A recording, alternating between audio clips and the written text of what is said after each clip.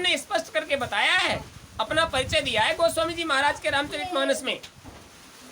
काल रूप तिन कर्म ही भ्राता, शुभ और अशुभ कर्म फल दाता। जो काल पद में बैठे हैं, जो ब्रह्म पद में बैठे हैं, उनका मैं छोटा भाई हूं, उनसे छोटा हूं। मेरा काम सिर्फ यह है कि उन बड़े भैया की जो व्यवस्था है उसमें जो होता है व्यवस्था, उस व्यवस्था को केवल शुभ करने वाले को शुभ फल और अशुभ करने वाले को अशुभ फल देना, ये मेरी व्यवस्था भी बता दिया, ये मेरी। अब सोच लीजिए इतना बढ़िया मामला, उन्होंने कोई भी कसर नहीं छोड़ी आपको बताने में। घबराइएगा नहीं, दीवार की तरफ हो जाइए। तो ये वास्तविक अनुभव है। अभी क्या कहा था जब आप बैठे थे, तो ये बताया गया था ये भी होगा। तो आपको तो पहले कहा गया ऐसा होगा, इधर का इधर हो जाएगा, तो होगा। तो घबराइएगा नहीं, सब होगा और भागिएगा भी नहीं। ये वो व्यवस्था है जो आपने नहीं सोचा होगा कि ये भी होगा, और आपको बिठाने से पहले कहा गया था कि ये होगा। तो आप घबराइएगा नहीं, ये उसकी व्यवस्था है।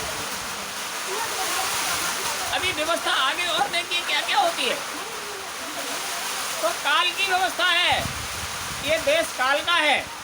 काल के देश में और दयाल की व्यवस्था को मजबूत करके पकड़े रहोगे तो तुम्हें कहीं न कहीं सहारा मिल जाएगा।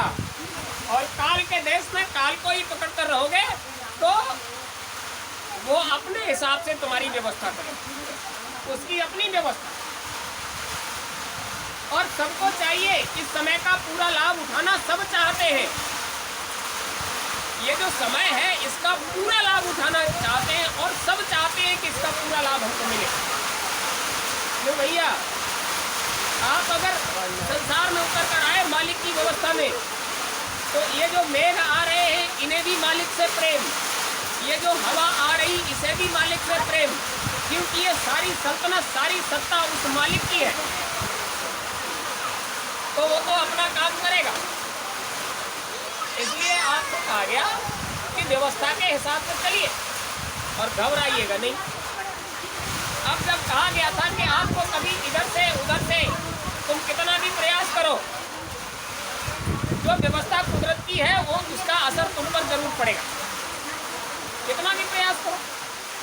और वो तो पड़ना है, क्योंकि भाई उसके देश में रह रहे तो उसकी मौज लीजिए, लेकिन विचलित मत होइए, घबराइएगा नहीं, विचलित मत होइए, डटे रहिए।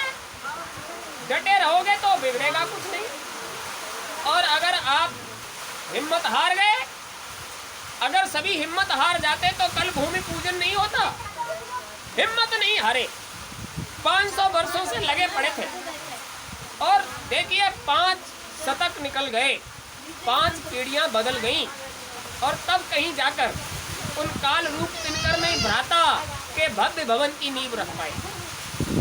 परेशानियां हुई, सबको बड़ी दिक्कतें हुई, लेकिन जो काम होना था उसका समय जब आया तो व्यवस्था भी हो गई और उस व्यवस्था का सबको लाभ मिलेगा। सबसे बड़ी बात यह है कि जिसके देश में हम और आप रह रहे हैं, पहले हमारे अंतःकरण में ये बात आनी चाहिए, हमारा मन स्वीकार करे, बुद्धि स्वीकार करे, चित्त स्वीकार करे, अहंकार स्वीकार करे, क्योंकि हम वास्तव में हम अपने नहीं हैं।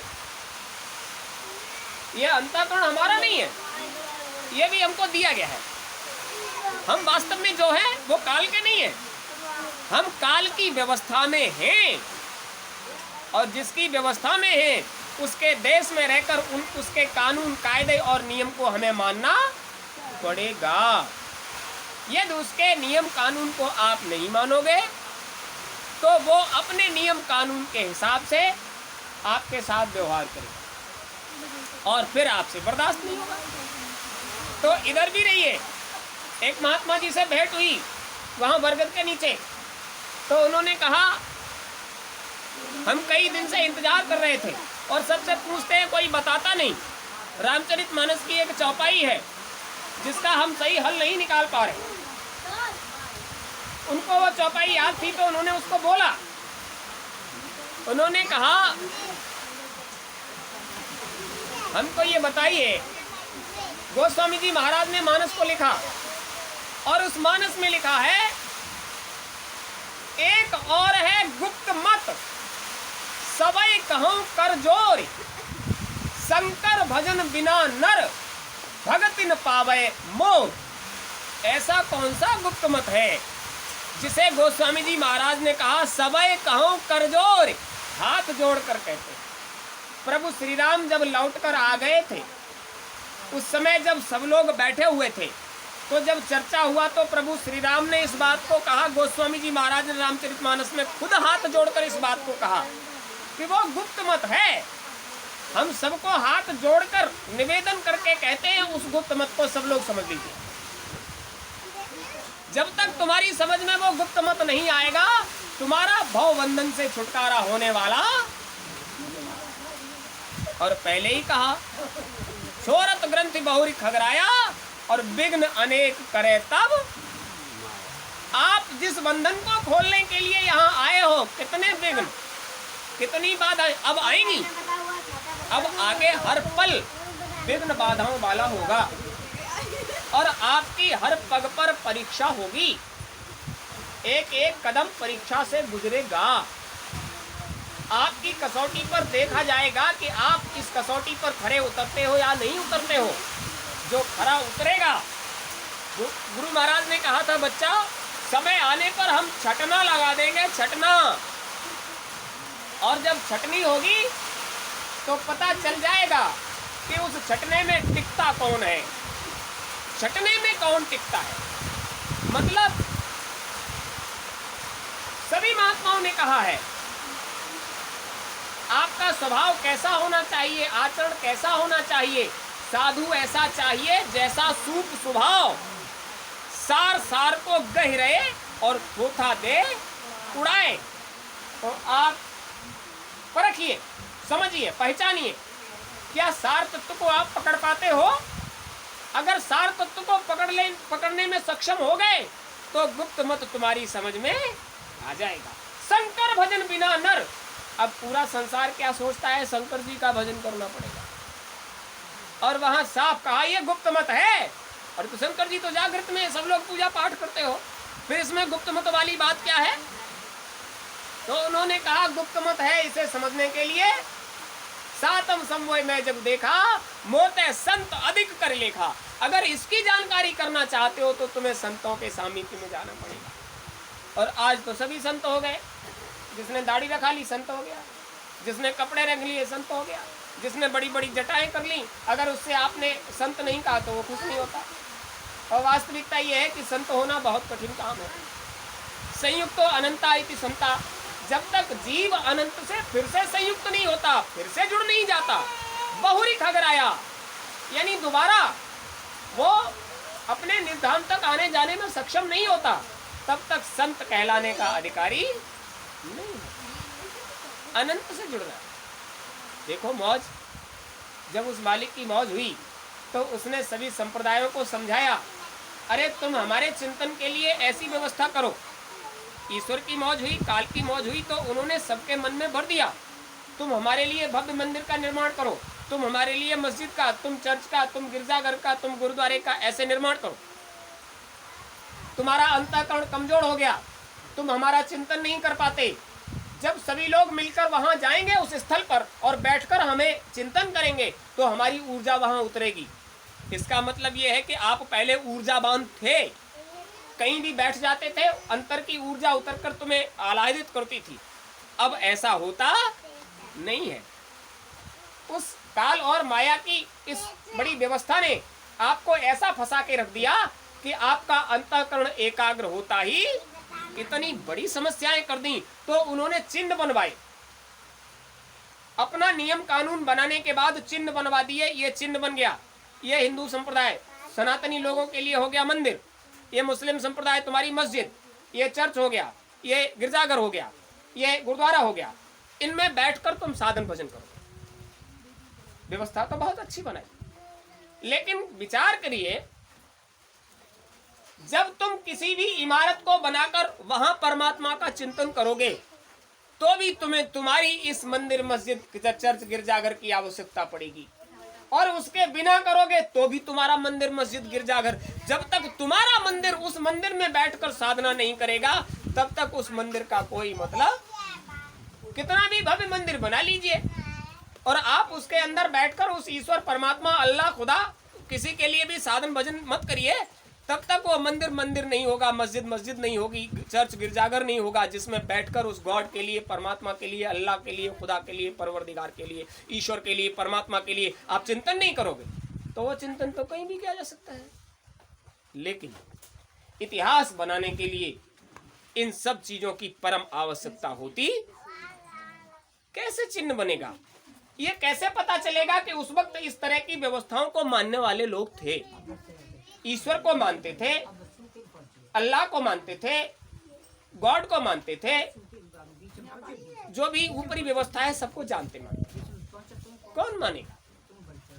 उसको मानने के लिए हमें एक ऐसी व्यवस्था का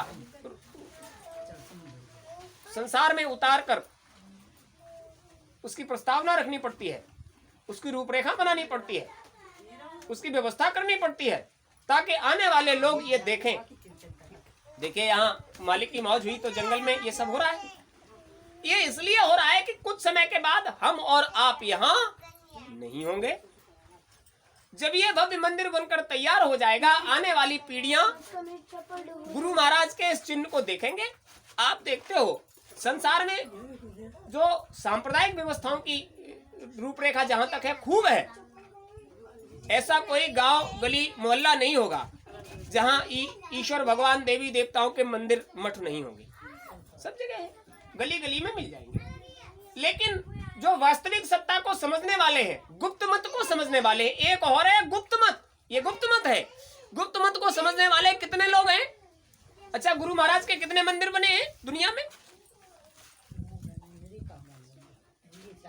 कहीं 1 2 4 उंगलियों पर गिन सकते हो। ऐसा क्यों है? क्योंकि ये गुप्त मत है। गुप्त मत को सभी लोग समझते नहीं, समझने का प्रयास नहीं करते, क्योंकि वो जिसके देश में रहते हैं उस देश काल के हिसाब से ही उनकी ये व्यवस्थाएं की जाती है। भव्य मंदिर बनेगा, उधर बनेगा। इन व्यवस्थाओं में ईश्वर की वो रचना बहुत लोग मिलकर करेंगे। तो तुमने जिसको अपना लिया है, जिसको इष्ट मान लिया है, तुम्हें जो लगता है कि हमें भी हमारे लिए कुछ करना चाहिए, वो व्यवस्था तुम्हें भी करनी होगी। जैसे वहां बहुत पहले से रूपरेखा बनकर तैयार हो गई है, ऐसे ही यहां भी बहुत पहले से बनकर तैयार हो गई है।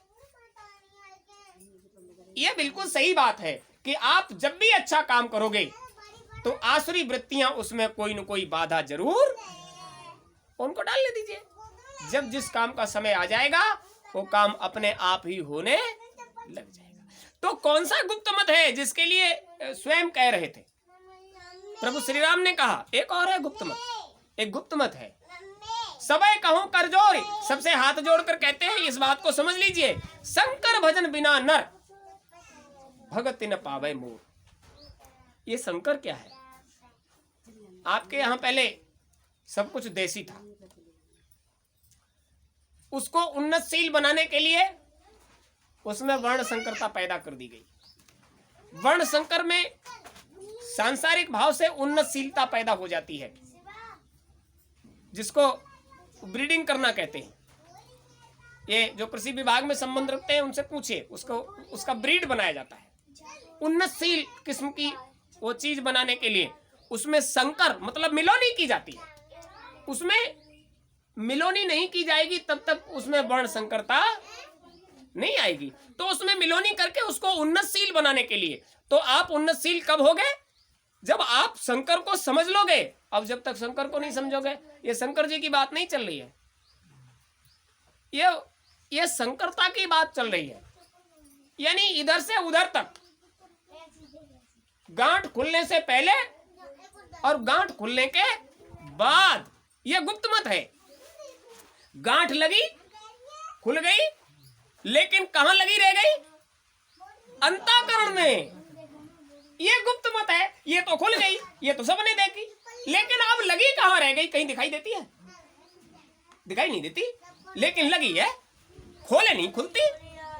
इस गांठ को खोलने के लिए गुप्त मत को समझना, ये गुप्त गांठ है, और जो जागृत में थी वो तो सबके सामने लगाई और खोल भी दी गई। तो गुप्त मत कैसे समझ में आएगा? जब तक अंतर की गांठ नहीं खुलेगी तब तक आपका काम बनने वाला। अंतर की गांठ कैसे खुलेगी? तो छोरत ग्रंथि बहुरी खगराया, जब अंतर की गांठ खोलने में आप लगोगे तो विघ्न अनेक करे तब माया। माया उसमें बड़े विघ्न पैदा करेगी। माया का काम है। इधर वो ये भी कह रहे हैं कि गुप्त मत को आपको समझना पड़ेगा। ये शंकर भजन है। ये शंकर भजन कैसा है? भजन के तो गुरु महाराज कहते हैं छठे चक्र, आज्ञा चक्र से ऊपर का काम भजन का है, लेकिन ये शंकर भजन कैसे हो जाएगा?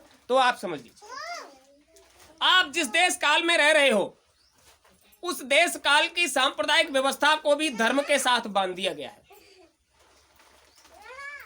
मुसलमानों को इस्लाम के साथ और हिंदुओं को सनातन के साथ। दोनों का मतलब है हमेशा से। इस्लाम का और सनातन का दोनों का मतलब है हमेशा से, यानी जब से आज तक ये संसार बना और जब तक रहेगा तब से अब तक ये हमेशा से है। जीव का आवागमन जब से हुआ उस समय से आज तक, और जब तक जीव अपने घर वापस नहीं पहुंच जाएगा तब तक जीव का धर्म है कि वो किसी भी चोले में पहुंचे अपने घर जाने की ग्रंथि को खोलना नहीं है। गांठ बांध लेके हमें अपने घर जाना है। इस पराये देश, पराये घर, काल और माया के चक्कर में फंसे नहीं रहना है, हमको छुटकारा करना है। अभी कौन सी गांठ बंधी है कि ये संसार हमारा है। ये मन में कौन सी गांठ बांधी? ये हमारा आदमी है, इसके संपर्क से ये हमारे बच्चे हैं, और ये उसके संपर्क में आने के बाद ये जितना हमारे अधिकार में वो सब हमारा है। ये बंध गई गांठ। इस गांठ को खोलने वाला जब आता है ना तो वो कागज पे लिख के ले देता है, ए 100 की पूंजी खत्म, पर्चा कट गया। तो वो जो आदमी होता है उसको, बच्चे होते हैं उसको, यहाँ की संपदा को सबको साथ लिया और लेकर चले जाते हो। नहीं जाते, यही रह जाता है, क्योंकि वो यहाँ की व्यवस्था है। इसलिए वो गांठ उसी वक्त खुल जाती है जब तुम्हारा पर्चा कटता। तो ये तो गुप्त मत हुआ नहीं, ये तो जागृत मत हो गया। ये सारा संबंध शरीर से है। शरीर में जब तक चेतन है जीवात्मा, शरीर के बाहर नाके पर बैठा है, जब तक बैठा है तब तक वो तुम्हारा अपना। टिका लीजिए, टिका लीजिए, थोड़ी जगह करके टिका लीजिए, तो आप समझ लीजिए। गुप्त मत को समझना बहुत जरूरी। यहां जिस किसी के भी संपर्क सानिध्य में आप हो उसका मान, उसकी इज्जत, उससे प्रेम आपको प्रदर्शित करना पड़ेगा। यदि आप उसका मान नहीं करते, उसकी इज्जत नहीं रखते, उसको प्रेम प्रदर्शित नहीं करोगे तो वो तुमसे रुष्ट हो जाएगा, नाराज, और वो तुम जो करना चाहोगे वो करने नहीं देगा। तो यहां भी जिसके सानिध्य में हो उसको खुश करना है उसके हिसाब से, क्योंकि तुम्हें अपने घर जाना है। तो यहां भी इस व्यवस्था को नकारिए नहीं। अभी आप इतने बड़े नहीं हो गए। आपको एक मोटी बात बताते हैं, इतने महात्मा हुए संसार में। वैसे हम किसी महात्मा का कभी नाम नहीं लेते, लेकिन जो भी महात्मा संसार में इस समय अपना प्रसार किए हुए था उन सब की आफत आ गई।